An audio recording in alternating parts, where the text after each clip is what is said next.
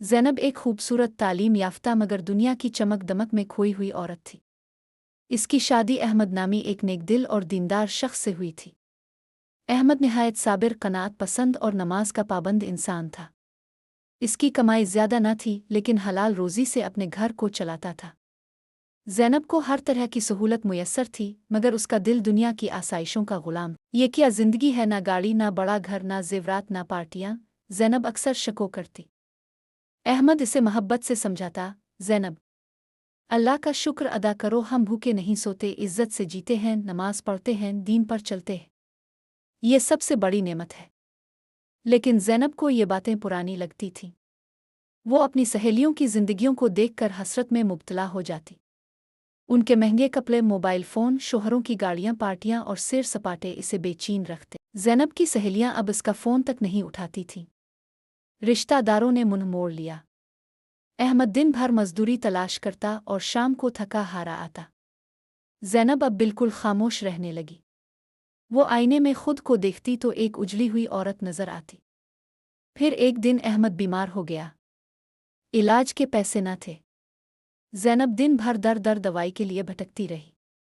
वो जो एक वक्त अपनी खूबसूरती पर नाज करती थी, अब दुपट्टा ओढ़कर दवा के लिए लोगों के दरवाजे खटखटा रही। मगर ज़ैनब ने सुनी अनसुनी कर दी।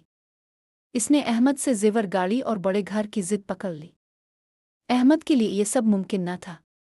इसने नरमी से समझाने की कोशिश की मगर ज़ैनब ने तानों से इसका दिल तोड़ दिया। एक रात ज़ैनब ने अल्लाह से शको किया, आ अल्लाह, ताव ने मुझे क्या दिया?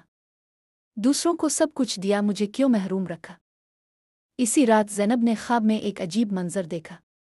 एक औरत एक महल में रह रही थी, इसके पास हर नेमत थी लेकिन वो नाशुक्री कर रही थी।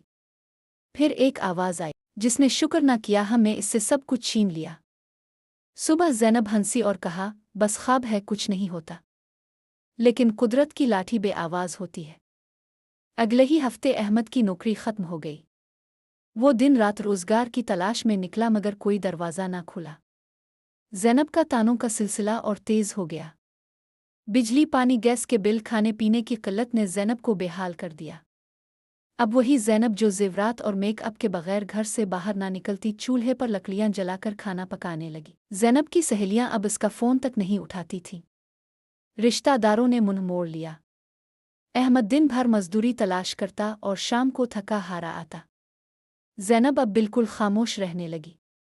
वो आईने में खुद को देखती तो एक उजली हुई औरत नजर आती। फिर एक दिन अहमद बीमार हो गया। इलाज के पैसे न थे। ज़ैनब दिन भर दर दर दवाई के लिए भटकती रही। वो जो एक वक्त अपनी खूबसूरती पर नाज करती थी, अब दुपट्टा ओढ़कर दवा के लिए लोगों के दरवाजे खटखटा रही थी। एक दिन ज़ैनब का सामना अम्मा हलीमा से हुआ, जो महल्ले की नेक खातून थी। अम्मा ने ज़ैनब को मस्जिद के सामने बैठे देखा तो करीब आईं और कहा, बेटी क्या हुआ? ज़ैनब की आंखों से आंसू बहने लगे। वो अम्मा के कदमों में बैठ गई।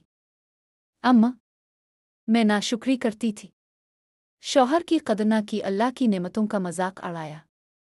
अब सब कुछ छन गया। अम्मा हलीमा ने इसका हाथ थामा और कहा, बेटी, अल्लाह बड़ा गफूर और रहीम है।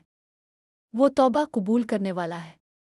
सच्चे दिल से इसके हुजूर झक जाओ, वो तुम्हें फिर नवाजेगा। ज़ैनब ने इसी वक्त वज़ू किया, मस्जिद के औरतों वाले हिस्से में गई और जिंदगी में पहली बार सच्चे दिल से सजदे में गिरी।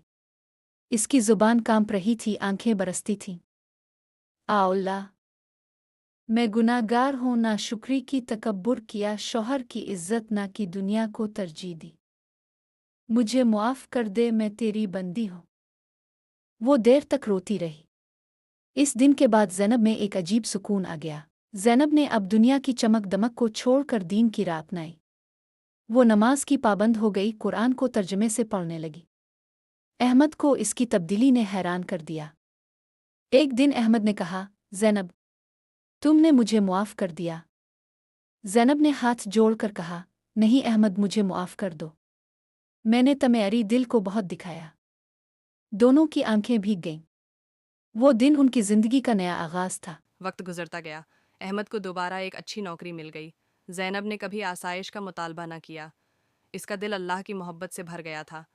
अब वो औरतों को दीन की दावत देती اور اپنی کہانی سناتی کہ دوزن ناشکری کس طرح سب کچھ چھین لیتی ہے اور توبہ کیسے سب کچھ واپس دلاتی ہے۔ اللہ تعالی قرآن مجید میں فرماتا ہے، لَئِن شَكَرْتُمْ لَأَزِيدَنَّكُمْ وَلَئِن كَفَرْتُمْ اِنَّ عَذَابِي لَشَدِيدٌ۔ اگر تم شکر ادا کرو گے تو میں تمہیں اور دوں گا، اور اگر ناشکری کرو گے تو میرا عذاب بہت سخت ہے۔